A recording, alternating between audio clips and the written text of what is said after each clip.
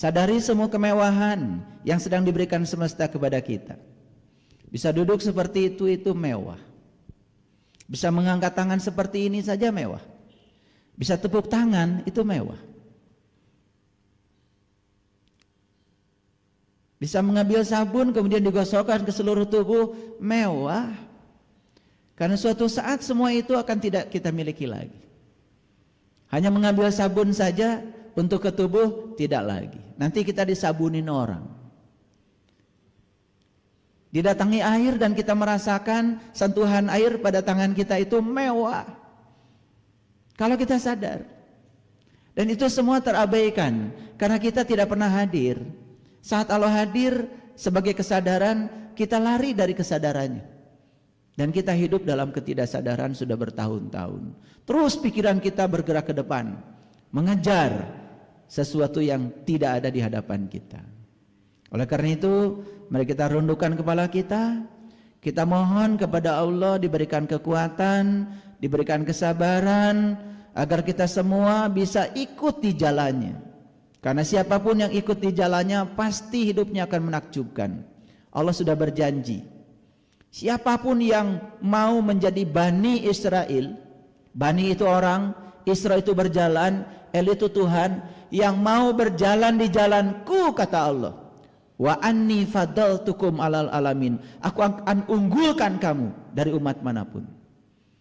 Jadi umat yang diunggulkan oleh Allah itu adalah siapapun yang mau menginjakan kaki di jalannya Allah, yang mau hidup bersama Allah, yang mau menerima semua ketentuannya Allah.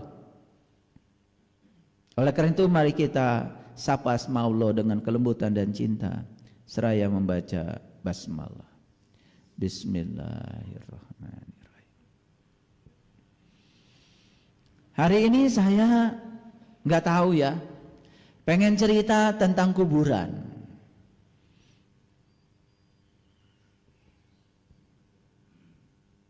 Dan bagi saya, kuburan itu adalah taman impian. Karena semua mimpi-mimpi kita yang belum menjadi kenyataan itu akan terkubur di sana. Kalau secara hakikat saya sering mengatakan bahwa kuburan itu adalah tubuh kita. Tapi secara syariat kuburan itu adalah seonggok tanah, tempat di mana tubuh kita yang sudah tidak berdaya itu diletakkan di sana. Diletakkan di kedalaman yang terdalam. Kenapa? Karena tubuh ini menjijikan. Tubuh ini bau. Ketika sang hidup sudah tidak ada di tubuh ini kehilangan segalanya. Kehilangan wibawanya, kehilangan gairahnya, kehilangan kemampuannya, kehilangan potensinya. Tidak ada lagi yang bisa dia banggakan. Siapapun itu, setinggi apapun status sosial seseorang di semesta ini, begitu sang hidup sudah tidak ada dalam dirinya, dia menghembuskan napas yang terakhir, tubuh ini menjadi kehilangan segalanya. Makanya saking tubuh ini menjijikkan, maka diasingkan oleh tetangga kita. Karena kalau di rumah terus nanti akan menjijikkan, lalat akan datang. Karena tubuh ini akhirnya akan menjadi seonggok daging yang tidak ada faedahnya apa-apa. Makanya lucu ya, kalau kita masih hidup seperti ini tapi sudah mati duluan. Masih hidup seperti ini sudah kehilangan gairah, kehilangan semangat, kehilangan cita-cita, kehilangan harapan. Subhanallah. Itu karena kita tidak yakin bahwa sebetulnya ketika napas masuk lagi ke dalam tubuh kita, itu artinya sang semesta masih akan menggunakan kita sebagai kepanjangan tangannya. Banyak orang yang tidak merasa bangga sebagai wakil Allah di semesta ini. Banyak yang tidak bangga sebagai khalifah di semesta ini. Banyak yang tidak bangga sebagai utusan semesta ke dunia ini. Kok tidak bangga ya? Kita ini datang ke semesta ini mengatasnamakan Allah. Kita dicipta oleh Dia untuk menjadi kepanjangan tangan Dia, mewakili Dia di semesta ini. Bukankah itu suatu kehormatan sebetulnya? Yang lebih lucu lagi, burung bangun pagi dia bernyanyi. dan bangga menjadi burung. Manusia bangun pagi cemberut, bingung, bahkan tidak bahagia menjadi bahagia, tapi selalu mengatakan kalau dia makhluk yang lebih sempurna daripada makhluk yang lain. Sampai hari ini banyak manusia yang tidak tahu kesempurnaan dia itu di mana sebetulnya. Hati-hati. Kalau kita membandingkan tubuh kita dengan tubuh burung, sama sempurnanya. Karena tidak ada ciptaan Tuhan yang tidak sempurna. Bahkan satu bakteri pun sempurna, satu cacing pun sempurna. Rabbana ma khalaqta hada. Tidak ada ciptaan dia yang tidak sempurna, semuanya sempurna. Lalu kenapa Quran mengatakan laqad khalaqnal insan fi ahsani taqwim? Kenapa Tuhan mengatakan sesungguhnya kamu wahai manusia insan, aku ciptakan dalam wujud, dalam bentuk yang sangat sempurna. Sudah menemukan kesempurnaannya di mana? Saya kasih tahu ya, ini bocoran. Kesempurnaan tubuh kita ini cuma satu. Karena sang jiwa yang ada dalam tubuh ini bisa dipertemukan dengan pemilik jiwanya hanya ketika kita masih punya tubuh ini.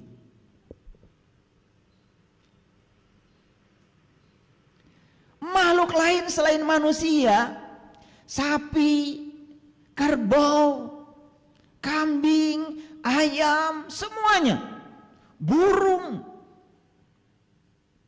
tidak diberi kemampuan dengan tubuhnya ini untuk bisa mempertemukan sang jiwa dalam dirinya dengan dia sang maha jiwa. Itulah kesempurnanya manusia. Apakah semua manusia sempurna? Tidak. Yang sempurna itu adalah mereka yang sudah menemukan kunci untuk meniti ke dalam diri, sehingga bisa menggunakan tubuhnya sebagai kendaraan yang bisa mengantarkan sang penumpang di dalamnya untuk menuju tempat akhirnya. Jadi jangan buru-buru mengatakan saya sudah sempurna. Dan ciri orang yang sudah sempurna, sudah paripurna dalam hidupnya, yang sudah bisa menggunakan tubuhnya untuk mengantarkan sang penumpang dalam dirinya menuju tempat asalnya. Cirinya sederhana. Yang pertama, dia tidak takut dengan kehidupan. Yang kedua, dia pun tidak takut lagi dengan yang bernama kematian. Dia sudah selesai dengan dirinya sendiri. Bahkan bahagianya pun sudah tidak digantungkan pada situasi di luar dirinya. Bahagianya sudah ketemu di dalam. Karena bahagia yang sejati itu di dalam. Bahagia yang di luar itu tidak ada. Bahkan tidak ada yang abadi. Dan selama ini kita bahagia ketika orang lain bisa kita atur oleh kita. Ketika orang lain seperti yang kita pikirkan, kita atur-atur semua situasi di luar diri kita agar seperti yang kita mau. Pertanyaannya, adakah manusia bisa mengatur situasi di luar dirinya? Tidak ada. Orang terdekat dengan kita saja, pasangan kita, gak bisa kita kendalikan. Yang bisa kita kendalikan itu cuma diri kita. Karena memang kita hanya diberi kekuasaan untuk mengendalikan diri kita sendiri. Oleh karena itu, agama itu diciptakan oleh para leluhur kita itu satu tujuannya. Untuk melindungi diri dari kejahatan diri kita sendiri. Tidak ada orang yang bisa jahat kepada kita, tidak ada, sepanjang kita tidak mengizinkannya. Kalau hari ini kita tertipu oleh orang, bukan orang jahat sama kita, bukan, kitanya masih bodoh. Karena kalau nggak bodoh nggak tertipu. Makanya ketika ditipu orang, jangan marah sama orang yang menipu, koreksi dirimu. Kenapa masih tertipu? Kan berarti masih bodoh. Itu isyarat dari semesta bahwa kamu harus belajar meningkatkan kualitas diri. Itu aja pesannya. Karena semua yang terjadi dalam kehidupan kita ini tidak ada terjadi tanpa alasan. Semuanya adalah pesan semesta yang luar biasa. Sayang kitanya tidak bisa menangkap pesan itu. Betul apa tidak? Karena apa? Karena kita hidup bertahun-tahun dalam ketidaksadaran. Kita hidup seperti robot. Bahkan melaksanakan ibadah pun sudah kayak robot. Kayak robot. Betul. Jamnya sholat duhur, sholat tepat waktu. Jamnya sholat asar, sholat tepat waktu. Tetapi apa yang dia lakukan, semua dilakukan dalam ketidaksadaran. Sampai gak sadar siapa yang sholat, siapa yang disembah, siapa yang harus diingat, gak pernah tahu. Sombongnya luar biasa. Kalau sudah melakukan itu rasanya sudah yang paling soleh. Kesucian seseorang itu tidak bisa dilihat ketika sedang sholat. Kesucian seseorang itu tidak bisa dilihat ketika sedang kajian seperti ini. Kesucian dia itu hanya bisa dilihat tepat saat dia mendapatkan yang tidak dia inginkan. Aslinya setiap manusia itu keluar di situ. Jadi gampang kok kalau ingin tahu aslinya seseorang, pinjami uang. Gampang. Lihat ketika dipinjami uang, seperti apa sikapnya. Dia punya uang pun dia bilang gak punya uang. Atau mencari-cari alasan untuk tidak berbuat. Betul atau tidak? Kalaupun dia sudah meminjamkan, harus tepat waktu. Lambatkan aja sejam, itu pasti itu. Kedua matanya itu keluar. Mulutnya pasti akan mengeluarkan kata-kata yang jorok, yang tidak senonoh. Itu aslinya. Kalau di sini semua kelihatan seperti soleh, seperti sabar, seperti baik, apalagi didandani. Ya toh? Didandangi dengan kain-kain yang dianggap oleh masyarakat suci. Betul apa? Yang sini pakai baju koko, yang sini pakai gamis. Kalau sudah pakai gitu kan dianggap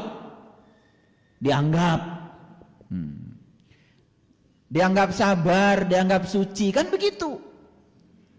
Dan dianggap itu nggak enak. Karena sesuatu yang asli itu tidak perlu dianggap. Mahasiswa tidak perlu dianggap mahasiswa, dia mahasiswa. Dan orang baik itu tidak perlu dianggap baik, dia baik. Yang suka dianggap baik itu mereka yang kurang baik. Sarung yang tidak pernah luntur ketika dicuci, hampir tidak ada tulisannya ditanggung tidak luntur. Apalagi luntur tidak ditanggung. Betul apa tidak? Yang suka pakai tulisan ditanggung tidak luntur itu pasti palsu. Semua yang palsu itu perlu atribut, perlu bungkusan. Karena takut isinya enggak sesuai, takut isinya ketahuan. Lihat tuh orang-orang yang tidak tahu. Dan dia tidak tahu bahwa dia tidak tahu. Yang dia cari apa? Bungkusan luar supaya dianggap orang lain tahu. Bikin lembaga ini, bikin lembaga itu, dia jadi pimpinannya. Supaya apa? Supaya dianggap orang lain tahu. Berikutnya dianggap soleh. Yang dianggap soleh, soleh apa tidak? Yang dianggap benar, benar apa tidak? Tapi nggak apa-apa. Memang semua manusia ada kelasnya sendiri-sendiri. Yang paling penting itu kita waras. Jangan mau dibohongi lagi. Karena kalau kita masih gampang ditipu, itu tandanya kita bodoh. Oleh karena itu hari ini saya mau cerita kuburan deh. Dan kuburan yang saya maksud itu adalah seonggok tanah yang telah mengubur tubuh yang tidak berdaya.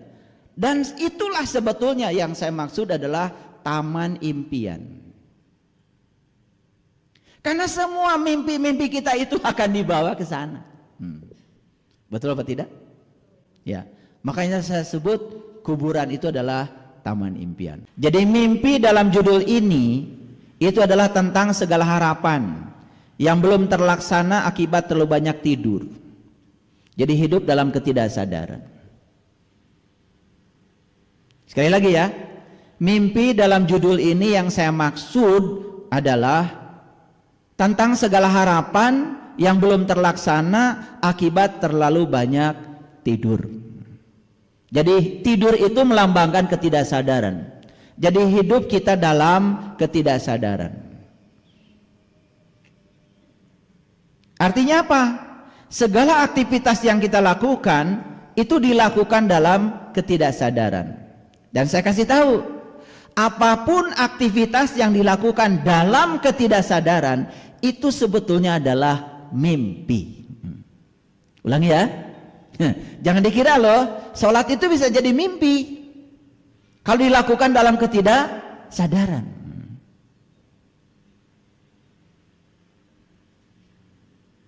Apapun aktivitas yang dilakukan dalam ketidaksadaran itu adalah mimpi.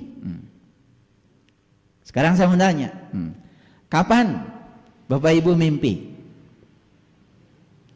Ketika tidur kan? Gitu. Ketika tidur sadar atau tidak sadar? Tidak sadar kan? Ya. Ketika tidur mungkin kita melakukan aktivitas. Mungkin. Tapi aktivitasnya aktivitas otak. Tubuh kita sih kelihatannya diam, tapi ininya bekerja terus. Orang yang ini ya, yang tidurnya gak beres, itu hidupnya pasti gak beres. Ini sudah ada rumusnya, sudah ketemu formulanya. Karena saya seorang peneliti, jadi saya sudah meneliti. Saya banyak sekali mendapatkan keluhan dari orang yang tidurnya gak beres. Ternyata hidupnya gak beres. Karena tidur yang berkualitas itu akan menentukan hidup yang berkualitas. Orang yang tidurnya tidak berkualitas, kinerja tubuhnya ketika melakukan aktivitas juga tidak produktif. Ngantuk itu dua macam. Satu, ngantuk karena kurang tidur. Yang kedua, ngantuk karena kebanyakan tidur. Saya curiga aja. Ini ngantuknya itu karena kebanyakan tidur. Kalau banyak tidur itu pasti banyak mimpi. Betul apa tidak? Jadi ulangi lagi ya. Segala aktivitas yang dilakukan dalam ketidaksadaran itu adalah mimpi. Mimpi itu artinya tidak nyata, alias ilusi. Ini saya kasih tahu ya, karena ini saya ulang-ulang ayat ini. Dalam Quran surat An-Nisa ayat 142. Allah berfirman seperti ini. Innal munafiqina yukhadi'unallah wa huwa khadihum. Wa idza qamu ila shalah qamu kusala. Yura'unan nas wa la yazkurunallaha illa qalila. Begitu. Ngerti apa tidak? Ya itu. Tapi kalian itu kan sukanya membaca yang tidak dimengerti. Dan sudah membaca itu berulang-ulang, walaupun gak ngerti, sombongnya luar biasa. Merasa sudah punya pahala lah gitu. Betul nggak? Gitu. Karena gak ngerti ya terpaksa saya terjemahkan. Saya cuma khawatir aja sholat kita itu mimpi. Syahadat kita juga mimpi. Zakat kita juga mimpi. Saum kita juga mimpi. Jangan-jangan haji kita juga mimpi. Karena semua dilakukan dalam keadaan tidak sadar. Oke? Mengerti sampai sini? Lanjut dulu. Kita kupas ayat yang tadi. Sesungguhnya orang munafik itu, kata Allah bukan kata saya, adalah mereka yang suka menipu Allah. Innal munafiqina yukhadi'unallah. Tahu menipu Allah. Dan kalau saya tanya semua yang hadir di sini, apakah kalian suka menipu Allah? Pasti jawabannya amit amit. Betul nggak? Betul nggak? Astagfirullahaladzim. Gitu. Menipu itu kan sederhana. Coba kalau penipu datang ke rumah kita, hadap-hadapan wajah dengan kita. Bicaranya sesuatu yang berbeda dengan agenda di belakangnya. Betul apa tidak?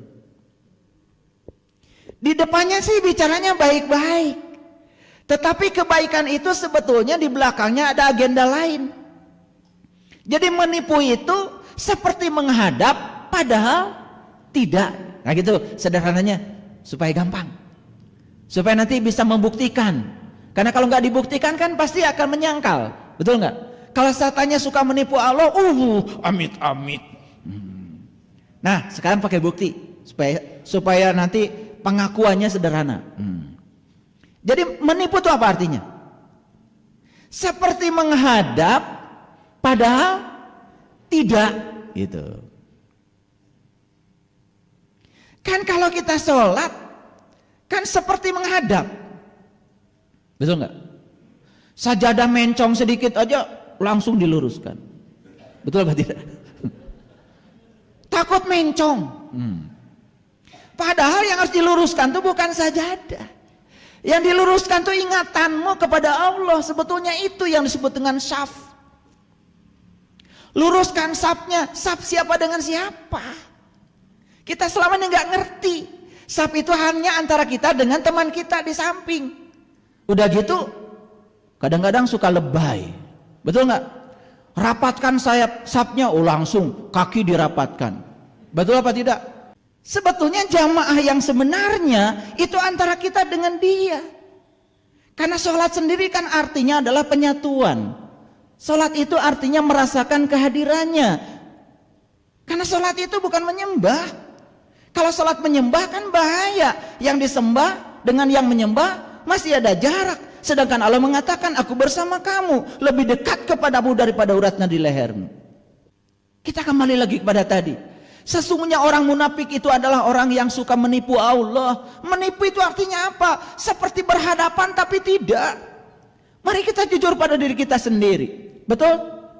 Sajadah kita sudah diluruskan, tapi begitu Allahu Akbar, barisan kita tidak rapat bersama Allah. Saf kita tidak lurus kepada Allah, mencong-mencong. Itu yang tidak pernah kita urus. Allah mengatakan walillahil masyriqi wal maghrib fa aina matuwalu fasamma wajhullah. Aku meliputi timur dan barat, dan kemanapun kamu malingkan wajah, aku akan mendapatkan aku. Jamaah yang sesungguhnya kita dengan Allah. Dan selama ini kita tidak berjamaah. Kenapa? Kita nggak kenal siapa yang akan kita sembah.